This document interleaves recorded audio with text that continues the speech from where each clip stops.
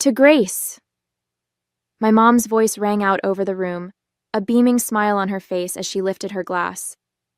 The one who made this magical day happen. I couldn't have done it without you. I froze in my seat, the words slamming into me like a brick wall. Applause erupted around me, the room filled with laughter and cheers as Grace, sitting just a few seats away, gave a modest little smile and nodded graciously. My name is Anna Clark.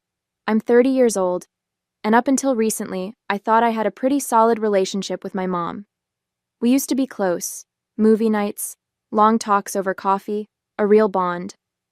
But everything changed when she started dating her now husband, Mark. Slowly, I felt her pulling away, replacing me with Grace, her new stepdaughter, who was younger, prettier, and seemingly flawless in every way.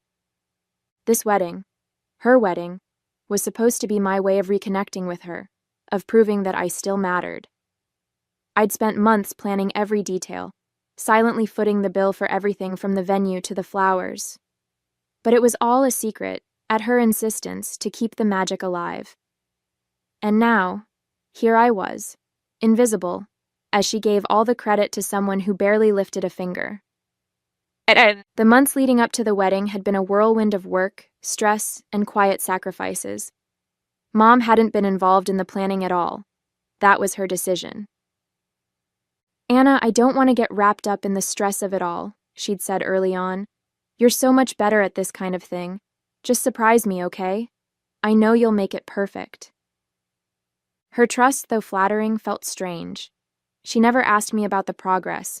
No questions about the flowers, the venue, or even the dress code. It left me confused, but I told myself she was just excited to enjoy the surprise on her big day. I worked tirelessly, managing every detail, from securing the venue to designing the seating chart. I poured my heart into it, convincing myself that this would bring us closer again.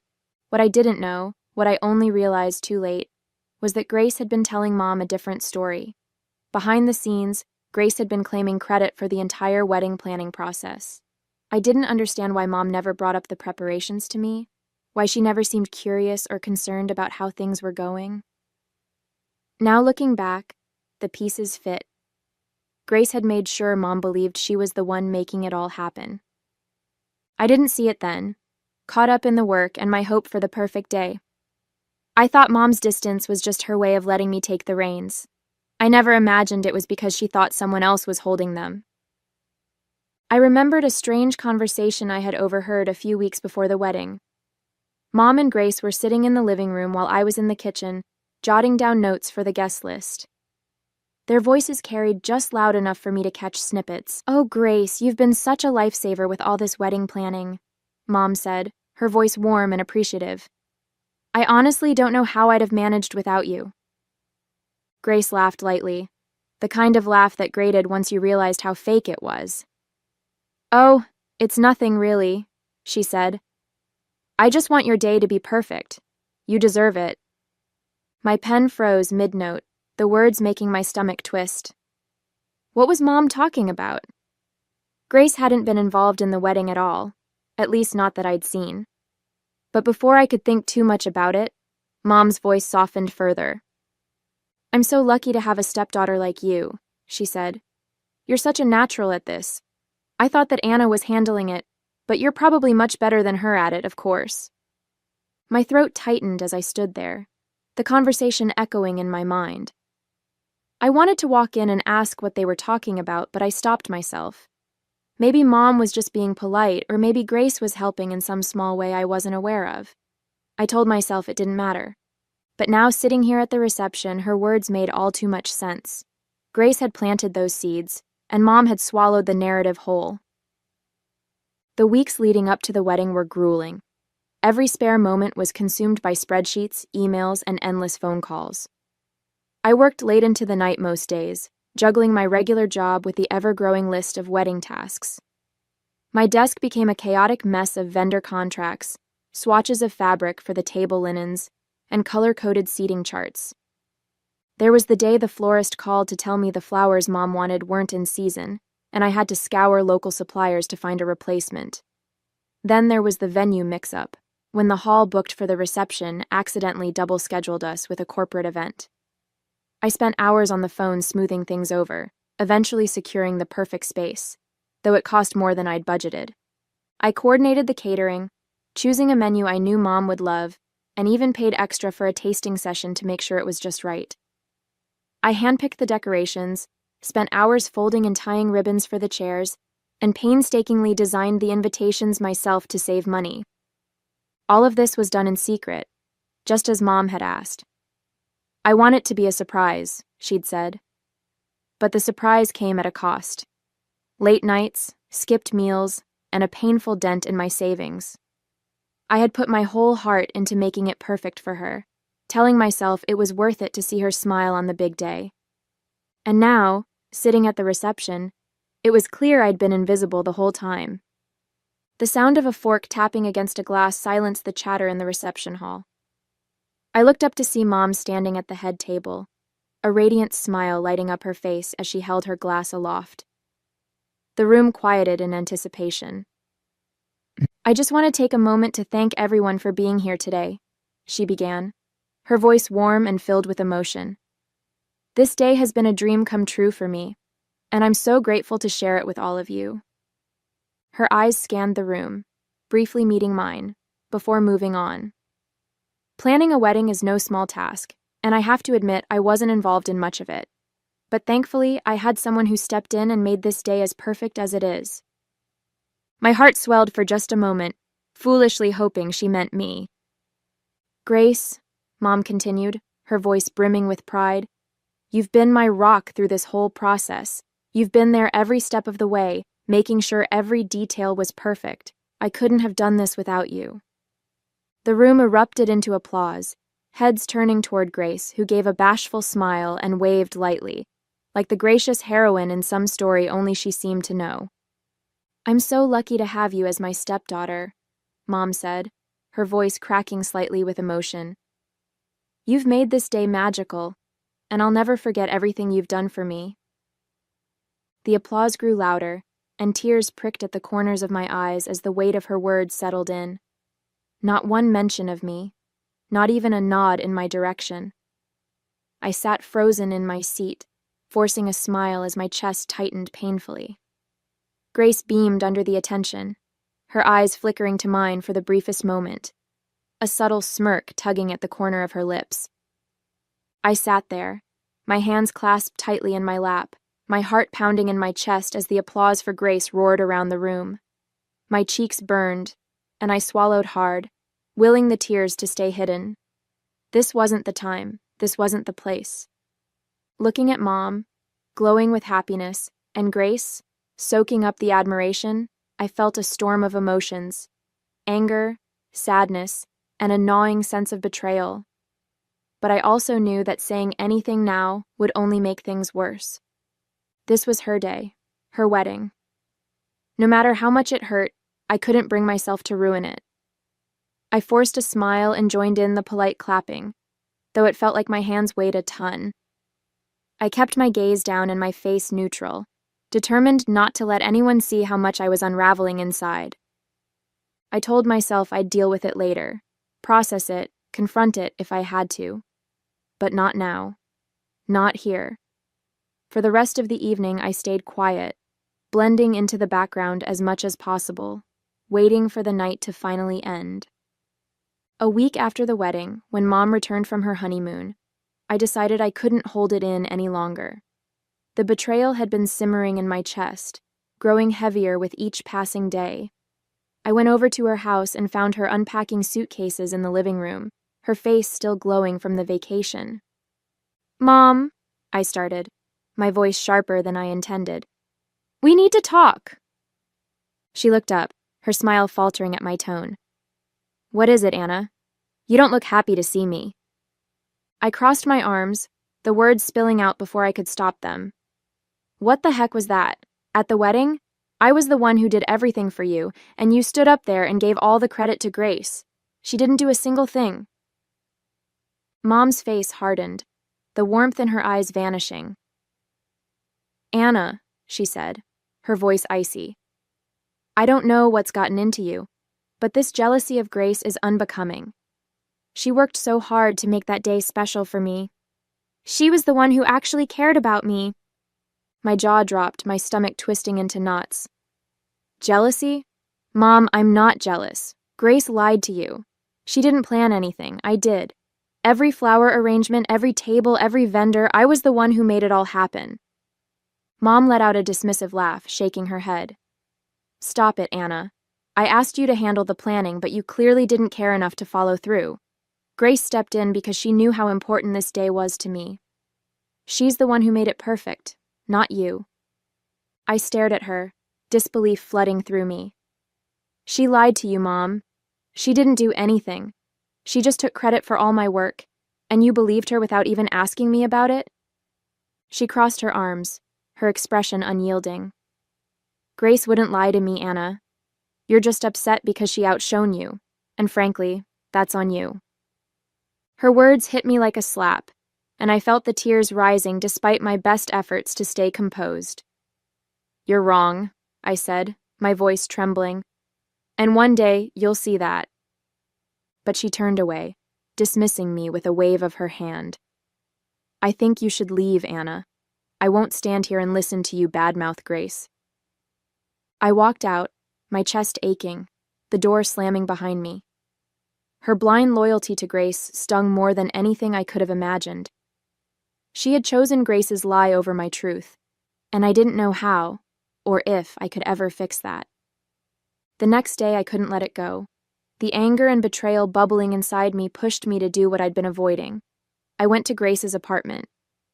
When she opened the door, her face lit up with that saccharine smile she always wore, as if she hadn't turned my life upside down.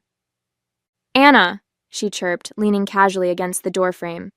What a surprise. What brings you here? I clenched my fists, forcing myself to stay calm. We need to talk, I said, my voice steady but sharp. Sure, come on in, she said with a cheerful tone, stepping aside. I walked past her into the pristine living room, the scent of her overly sweet perfume lingering in the air. I turned to face her, not bothering with pleasantries. What the heck, Grace? Why did you tell my mom that you planned her wedding? Her smile didn't falter, but there was a flicker of something in her eyes. Guilt, maybe, or just irritation. What are you talking about? She said, feigning confusion. Don't play dumb, I snapped, my voice rising. You told her you planned the wedding. You let her believe you did everything when it was all me. Do you have any idea how hard I worked? How much I sacrificed to make it perfect? Grace laughed lightly, brushing a strand of hair from her face. Anna, I never told her anything like that. She just assumed I was helping. I didn't think it was a big deal, so I didn't correct her. I glared at her, my blood boiling. Didn't correct her? You sat there at the reception and soaked up all the credit. You let her believe it was you while she completely ignored me. She crossed her arms, her smile turning smug. Look, it's not my fault she believes in me more than you. Maybe if you'd been a little more open about what you were doing, this wouldn't have happened. Her words hit like a slap, and I took a step closer, my voice trembling with fury. You're unbelievable. You knew exactly what you were doing, and you didn't care. All you wanted was the spotlight. Grace shrugged, her expression cool and detached. If it means that much to you, talk to her. It's not my problem if she thinks I'm better at these things than you are. I stared at her, disbelief and disgust flooding through me. You're pathetic, Grace, I said, my voice low. And one way or another, the truth is going to come out. Enjoy the spotlight while you can. Without waiting for a response, I turned and walked out, slamming the door behind me. My chest heaved with a mix of anger and resolve. I didn't know how yet, but I was going to make sure everyone knew the truth. Grace wasn't going to get away with this. The day of Grace's birthday arrived, and I sat at home stewing, knowing full well I hadn't been invited. I'd heard from my brother that it was going to be a big celebration. Grace's friends, her boyfriend Liam, and even my mom and the rest of the family would be there. The thought of them all laughing and celebrating while Grace basked in the attention made my blood boil. I stared at the folder on the table in front of me, packed with receipts, email chains, and text messages. every piece of evidence proving that I had been the one to plan and pay for Mom's wedding. Grace's lies had stolen my effort, my recognition, and my relationship with Mom. And I'd had enough. I grabbed the folder, threw on a coat, and headed out the door. I didn't know exactly what I was going to say, but I knew I couldn't let this go on any longer. Before I showed up, the room was buzzing with admiration for Grace. Laughter echoed through the space as her friends and family circled her, their voices overlapping with compliments. "You really outdid yourself with that wedding, Grace," one of her friends gushed, holding a glass of champagne. "Everything was so elegant. It looked like something out of a magazine." Another chimed in, "The floral arrangements were breathtaking. You have such an eye for detail." Even Mom couldn't hold back her adoration. "I don't know how you managed it all," she said, beaming at Grace. "You made it perfect, just like I knew you would." Grace basked in the attention, smiling sweetly and nodding modestly, her eyes glinting with satisfaction as she soaked up the praise for work she hadn't done. When I arrived at Grace's apartment, the party was in full swing. Laughter spilled out into the hallway as I stood at the door, taking one last deep breath before knocking. The noise quieted, and a moment later Grace opened the door. Her smile froze when she saw me. "Anna," she said, her voice tight. "What are you doing here?" "Crashing the party," I said evenly, stepping inside without waiting for an invitation. The room fell silent as I walked in, all eyes turning toward me. Mom was sitting on the couch, a drink in hand, while Grace's boyfriend Liam stood near the cake, looking confused. "Everyone?" I began, my voice loud and steady. "I'm sorry to interrupt, but there's something I need to say." Grace closed the door and turned to me, her face pale. "Anna, this isn't the time." "It's exactly the time," I cut her off, my gaze sweeping the room. "For weeks now, I've been watching someone else take credit for everything I did to plan my mom's wedding. And I think it's time everyone knows the truth." A murmur went through the crowd as I opened the folder and pulled out the first stack of receipts. "I was the one who booked the venue," I said, holding up the contract with my name on it. "I hired the caterers, chose the menu, and paid for every single dish served that night." I moved to the next pile. "I picked out the flowers, organized the centerpieces, and coordinated the delivery times. Here's the invoice and the email chain confirming it." My voice grew stronger as I continued, laying out the text messages, spreadsheets, and more. Everything, the invitations, the decorations, the seating arrangements, was done by me, not Grace. The room was dead silent now, the weight of my words settling over everyone. Mom's face was frozen in shock, and Grace stood stiffly near the door, her jaw clenched. "Anna," Mom finally said, her voice wavering, "what are you talking about? Grace told me." "Grace lied," I said, cutting her off as I turned to face Grace. "Go on, Grace. Tell everyone how you let her believe you did all the work. Tell them how you stood there at the reception and took credit for things you had nothing to do with." Grace's lips parted, but no words came out. The room seemed to hold its breath, waiting for her response. "It's not like that," she stammered, her voice shaky. I didn't lie, I didn't correct her because it wasn't a big deal." "Not a big deal," I said, my voice rising. "You let me work myself to exhaustion while you stood there and soaked up the praise. You didn't care about what that would do to me, or to Mom." Liam stepped forward, his face a mixture of confusion and anger. "Grace," he said slowly, "is this true? Did you lie about planning the wedding?" Grace turned to him, her eyes wide. "Liam, Don't," he said, holding up a hand. "Just tell me the truth."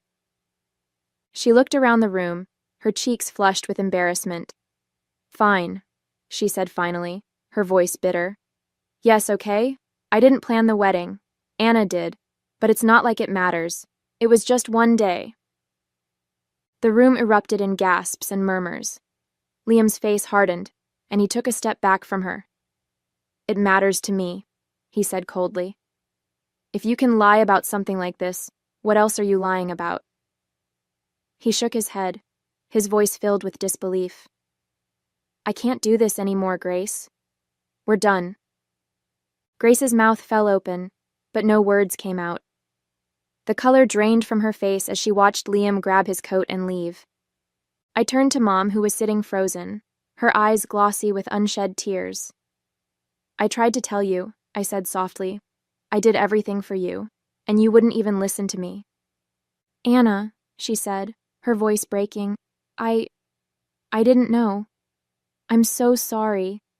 I should have asked, I should have. It's too late for that, I said, my tone firm but not unkind. I just needed you to know the truth, and now you do.